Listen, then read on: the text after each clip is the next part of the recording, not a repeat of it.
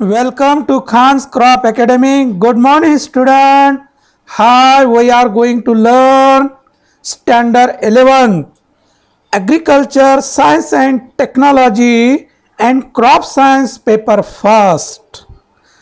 Student, in previous lecture explained weather, climate and then weather elements effect on plant growth or climatic elements on plant growth. There are major 5 climatic elements effect on the plant growth: temperature, rainfall, light, wind, humidity. These are the major climatic elements or weather elements effect on the plant growth. विद्यार्थी मित्रांनो, या अगोदरच्या lecture number 2 मध्ये आपण बघितलेलं आहे की weather म्हणजे काय, क्लायमेट म्हणजे काय, ॲटमॉस्फिअर म्हणजे काय, ॲटमॉस्फिअर मध्ये काय काय असतं, कंपोजिशन इयरचं बघितलं आपण. त्यानंतर क्लायमेटिक एलिमेंट्स बघितले आपण, ज्याला आपण वेदर एलिमेंट्स म्हणतो. Weather element and climatic element वेगळं नाही. वेदर आणि क्लायमेट एकच आहे. क्लायमेट म्हटलं की ॲव्हरेज आहे वेदरचं, आहे ना. तर एलिमेंट तर तेच राहणार आहे ना. वेदरमध्ये तेच एलिमेंट्स आहेत, क्लायमेटमध्ये तेच एलिमेंट आहे. एलिमेंट म्हणजे घटक, हवामानातील घटक, वातावरणातील घटक. वातावरण कशाला म्हणायचं? टेम्परेचर आहे, रेनफॉल आहे, लाईट आहे, विंड आहे, ह्युमिडिटी आहे, ड्यू आहे, फ्रोस्ट आहे, है ना. हे घटक आहेत वातावरणातील. यामध्ये बदल झाला एकामध्ये तर सगळ्यावर परिणाम होणार आहे. आणि शेवटी कशावर परिणाम होणार? पिकावर होणार. म्हणून आता आपला अभ्यास करायचा आहे वेदर अँड क्लायमेट बाळांनो. तर या लेक्चरमध्ये आज आपण सेकंड क्लायमेटिक एलिमेंट बघणार आहोत, रेनफॉल. रेनफॉल विद्यार्थी मित्रांनो, every plant or every living things require water for their growth and development. So plant also living thing require water for their growth and development. Without water do not live the plant. जसं मानवाला पाणी पाहिजे, सजीवांना पाण्याची आवश्यकता आहे, तसं पिकांनाही आवश्यकता आहे बाळांनो.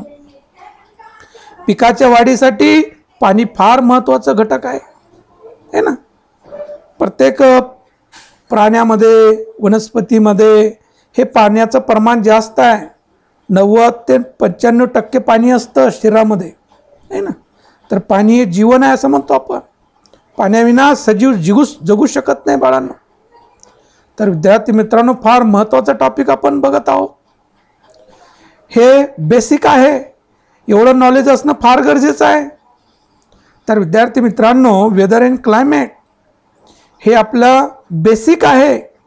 जे कल्टिवेशन ऑफ क्रॉप आपण बघणार आहोत ना, तेव्हा सॉईल अँड क्लायमेट इकॉलॉजी बघावं लागतं.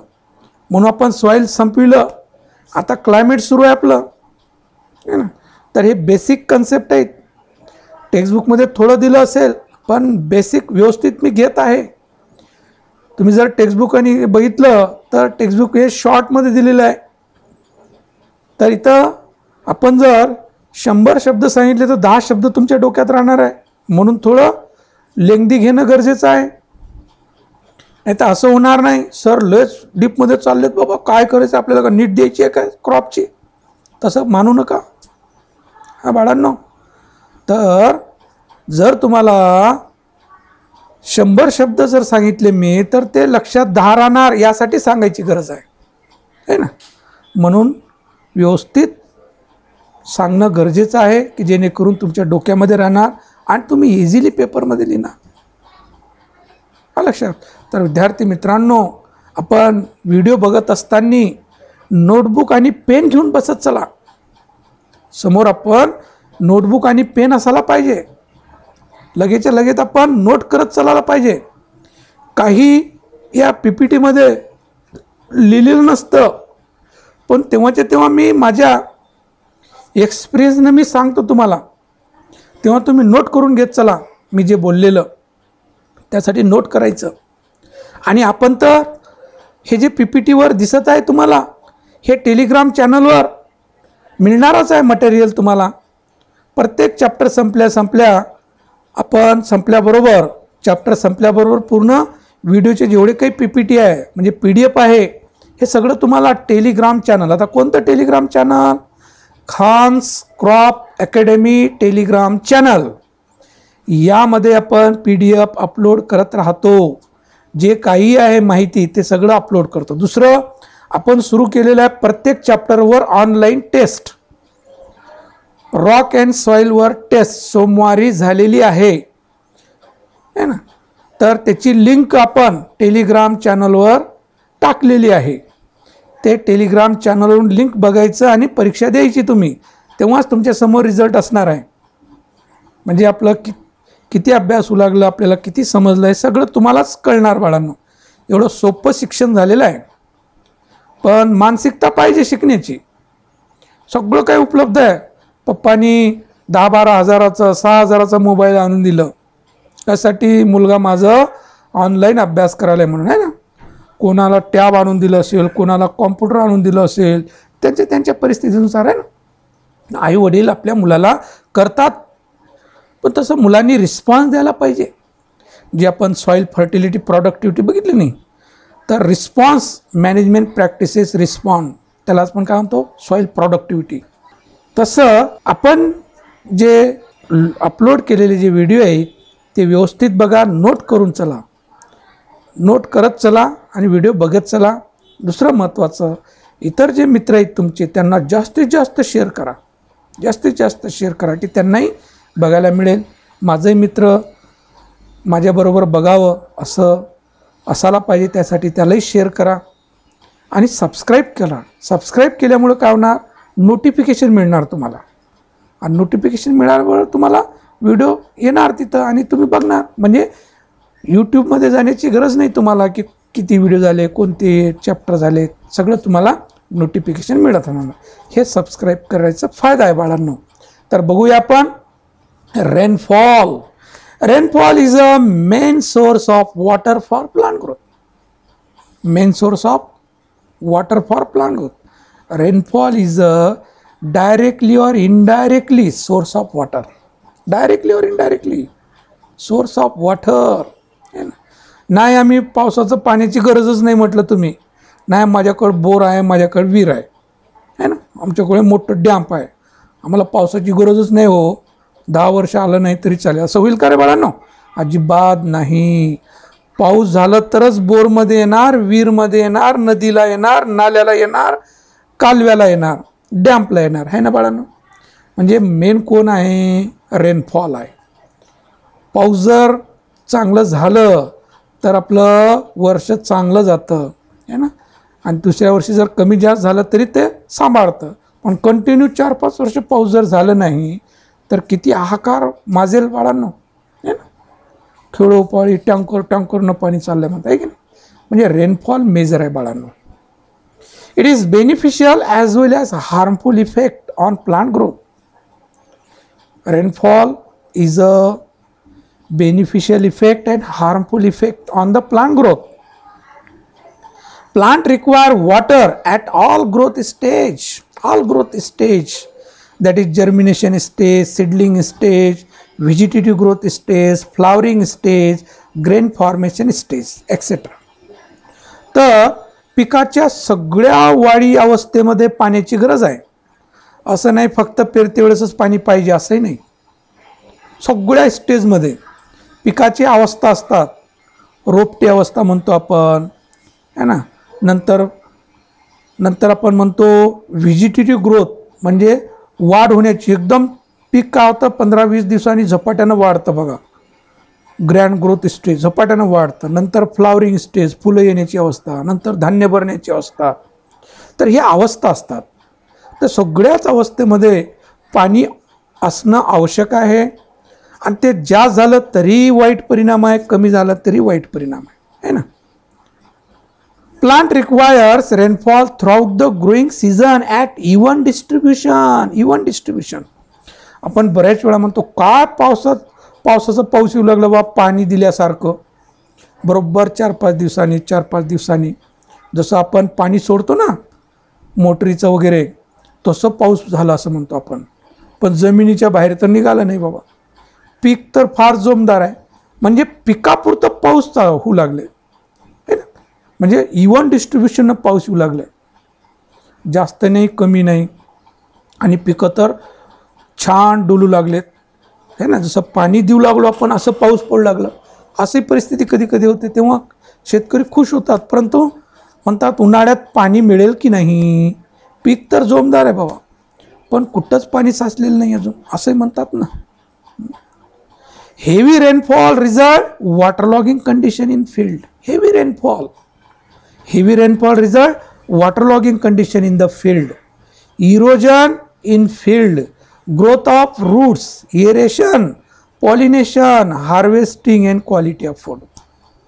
आता जास्त पाऊस है ना, का होईल? वॉटरलॉगिंग कंडिशन, शेतामध्ये पाणी साचलेलं असणार, मग जमीन एरेटेड राहणार नाही, जमिनी माती वाहून जाणार जोराचा पाऊस झाल्यामुळं.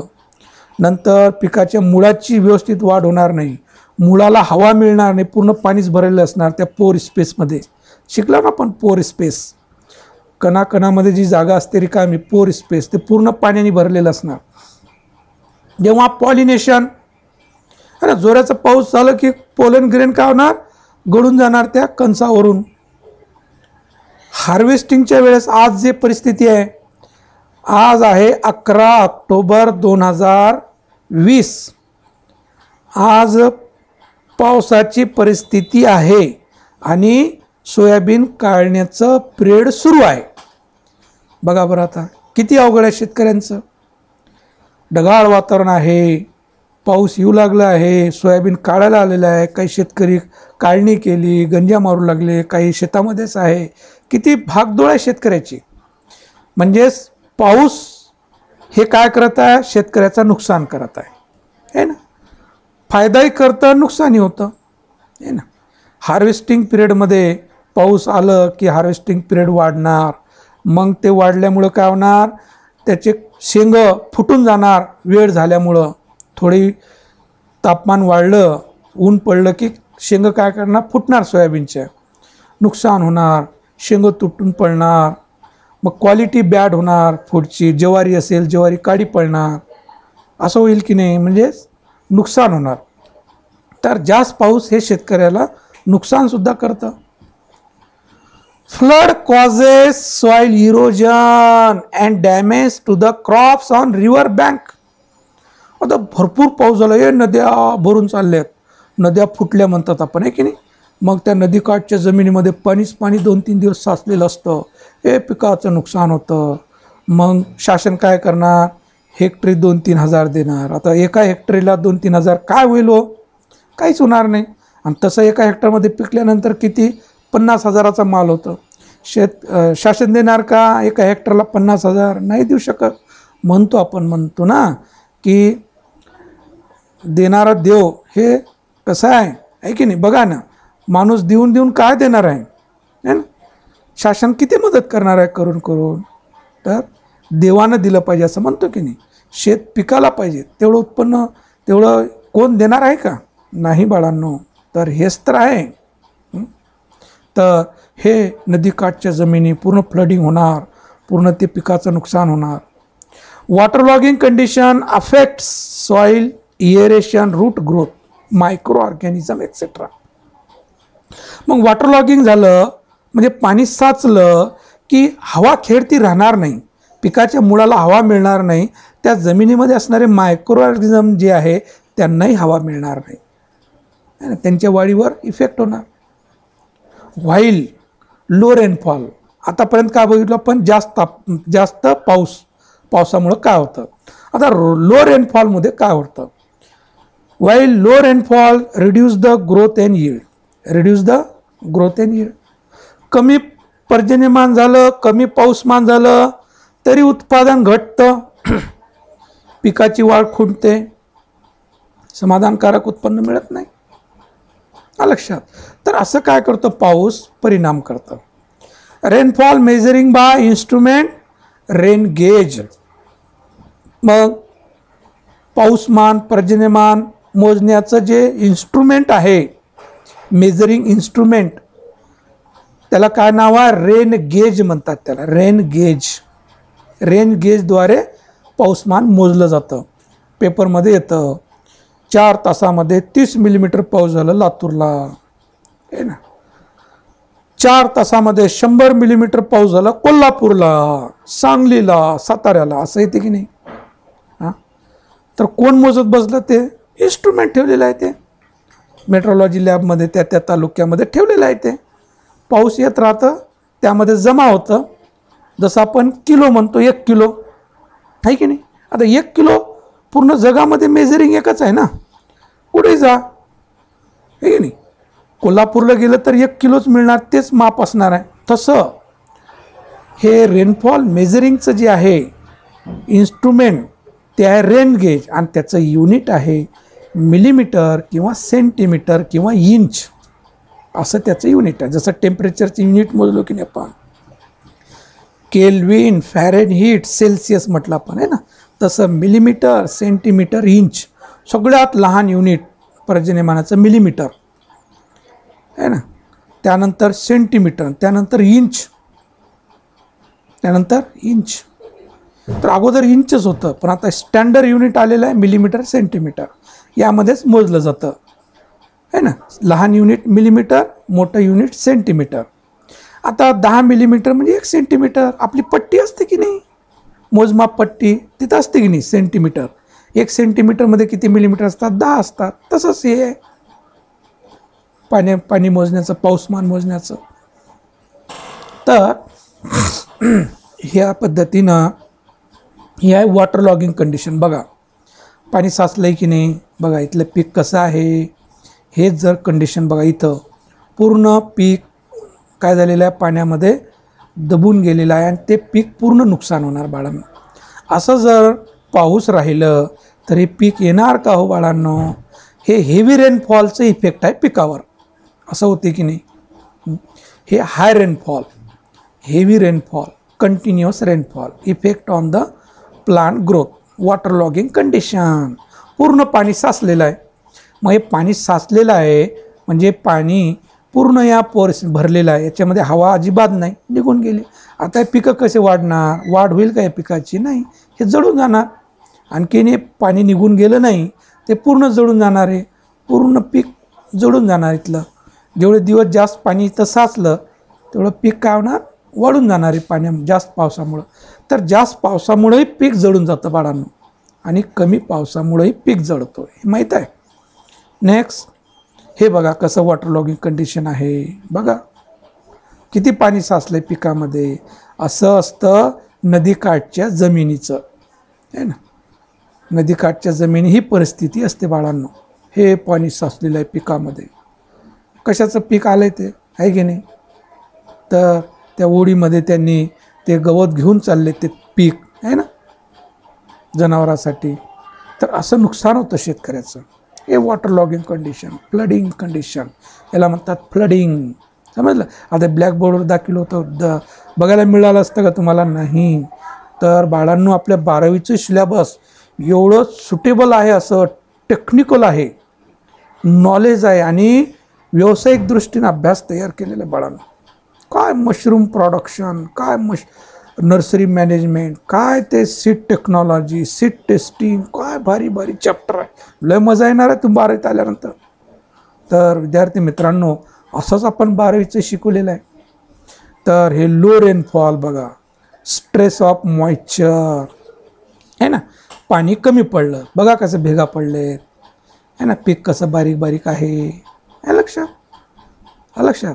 हे कमी पर्जन्यमान, हे जमीन क्रॅक होऊन चालली. का लागली? ओलावा कमी होत चाललाय, पूर्ण जमीन क्रॅक होत चाललेली आहे, पिकाची वाढ थांबली. तर पिकांना कोणती कंडिशन योग्य आहे? कोणती कंडिशन? वापसा ज्याला म्हटलं जातं. त्यामध्ये ओलाही असायला पाहिजे आणि हवा पण असायला पाहिजे, त्याला वापसा म्हणतो आपण. हे ड्राय कंडिशन आहे. आणि त्या अगोदर बघितलं ते वेट कंडिशन होतं, पूर्ण पाणीच. ह्या दोन्ही कंडिशन हार्मफुल आहे पिकासाठी. दोन्ही कंडिशन कशी आहे? हार्मफुल आहे. वेट आणि ड्राय दोन्ही हार्मफुल आहे. मग काय पाहिजे? ऑप्टिमम कंडिशन असायला पाहिजे. कशी असायला पाहिजे? Optimum condition.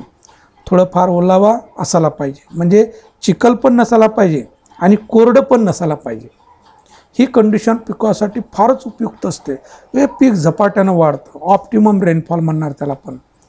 तर rain gauge is a instrument used for measuring amount of rainfall is called as rain gauge. Rain gauge हे काय इन्स्ट्रुमेंटचं नाव आहे, पर्जन्यमान मोजण्याचं इन्स्ट्रुमेंट आहे. The instrument used for measuring the amount of rainfall is called as rain gauge. The rainfall is measured in term of depth of rain water in millimeter or centimeter or inch.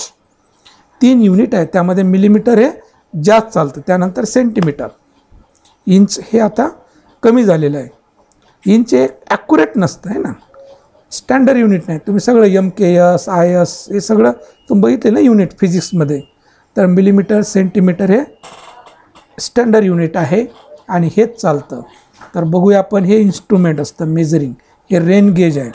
हे कसं आहे, non recording or ordinary rain gauge आहे हे.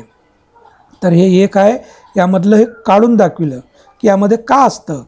हे नेमकं असं का असतं, हे चाळणी असते की नाही त्या पद्धतीनं याचं हे जे एरिया आहे हे परफेक्ट एरिया असते. हे याचं जे डायमीटर आहे हे करेक्ट डायमीटर असतं कोणत्याही रेन गेज इन्स्ट्रुमेंटचं. एवढ्या डायमीटरमध्ये पाणी जमा झालेलं असतं. इथं बिकर असतं आणि मेजरिंग बिकर असतं, त्याच्यावर मार्किंग केलेलं असतं, ते पूर्ण सेंटीमीटर मिलीमीटर मार्किंग केलं असतं. यामध्ये पाणी जमा होते आणि जमा झाल्यानंतर आपल्याला मोजता येते किती मिलीमीटर पाऊस झालं, 10 20 5 1 किती मिलीमीटर पाऊस. एवढ्या पेरीफेरी एरियामध्ये जमा झालेलं पाणी म्हणजे ते मिलीमीटर आणि सेंटीमीटरमध्ये सांगितलं जातं. आणि हे जे आहे सेल्फ रेकॉर्डिंग, हे सेल्फ रेकॉर्डिंग होतं, आपल्याला काढायची बघायची गरज नाही. हे पाणी इथं जमा झालं की सेल्फ रेकॉर्डिंग होतं. हे आकडा काय होणार, हे वर जाणार बरोबर त्या मेजरिंगवर ये, तर आपल्याला कळणार की बाबा एवढं पर्जन्यमान झालेलं आहे. म्हणजे हे काढून बघायची गरज नाही. हे ऑर्डिनरी आहे, हे सेल्फ रेकॉर्डिंग और ॲटोमॅटिक सिम्फॉन रेन गेज आहे. याला सिम्फॉन रेन गेज म्हणतात, ॲटोमॅटिक रेन गेज आहे. इथंही पाणी जमा होणार पण हे रिडिंग दाखविणार ॲटोमॅटिक. इथं आपल्याला हे बघावं लागतं. ओके, तर हे 2 इन्स्ट्रुमेंट, आणखीन भरपूर इन्स्ट्रुमेंट दाखवतो. हे रेन गेज, हे जमा होऊ लागलं पाणी एवढ्या याच्यामध्ये. हे चाळणी असते की नाही, तसं आहे की नाही. तर यामध्ये पाणी इथं जमा होणार आणि हे पाणी इथं बिकरमध्ये जमा होणार आहे ना, हे बिकरमध्ये. आणि इथं मेजरिंग आहे, पूर्ण हे मार्किंग आहे. आणि मार्किंग पाणी किती जमा झालं इथं आपल्याला दिसतं, इथं किती मेजरमेंट झालं लक्षात. मग हे ॲटोमॅटिक आहे, आणखीन हे ॲटोमॅटिक आहे. तर जास्त करून हेच चालतं मेट्रोलॉजी लॅबमध्ये वगैरे. जुनंच आहे हे बिकर असतं पूर्ण मोठं, त्यामध्ये सिलेंडर असतं, मेजरिंग सिलेंडर, आणि क्यूब असतं. तर हे पाणी तेवढ्याच डायमीटरचंच पाणी जमा होतं. बाकी किती पुढे त्या एरियामध्ये पाणी किती जमा झालं तेवढंच मिलीमीटर त्या तालुक्यामध्ये त्या गावामध्ये आपण सांगतो की यात सोलापूरमध्ये एवढं पर्जन्यमान झालं, कोल्हापूरमध्ये एवढं झालं. तर याच्या सहाय्यानं मोजलं जातं. हे आहे रेन गेज. नंतर हे मेट्रोलॉजी लॅबमध्ये हे पूर्ण फिक्स केलेलं असतं मेट्रोलॉजी लॅबमध्ये, आणि यामध्ये जमा होतं पाणी वरून आतमध्ये ठेवलेलं आहे हे, आणि इथून आपल्याला बघता येतं. हे सुद्धा आहे ॲटोमॅटिक आहे ना. पाणी इथं जेवढं जमा झालं तर रिडिंग दाखवते आपल्याला आहे ना. हे पाणी आहे, हे वर येणार ना, पाणी भरत गेलं वर येणार म्हणजे काटा इकडे येणार. तर ॲटोमॅटिक तसे वेगवेगळे इन्स्ट्रुमेंट आहे रेन गेज पाणी मोजण्याचे, पाऊसमान मोजण्याचं. ओके, तर हे आणखीन एक करेक्ट एवढं हे सिलेंडर आहे ना. तर यामध्ये पाणी जमावलं, हे मेजरिंग पूर्ण, हे सेंटीमीटर, इकडं मिलीमीटरची रिडिंग असेल तर सेंटीमीटर. तर दोन्ही पद्धतीने आपल्याला सांगता येते पाणी जमा झाले बघा. तर एवढ्या एरियामधलं हे पाणी जमा झालेलं ते सांगितलं जातं की एवढं मिलीमीटर, एवढं सेंटीमीटर. 1 सेंटीमीटर पाऊस म्हणजे 10 मिलीमीटर हे आहे. 100 मिलीमीटर म्हणजेच 10 सेंटीमीटर असं होणार आहे की नाही. तर हे रेन गेज. ओके विद्यार्थी मित्रांनो, व्यवस्थित समजलं असेल. थँक्स. जय जवान जय किसान.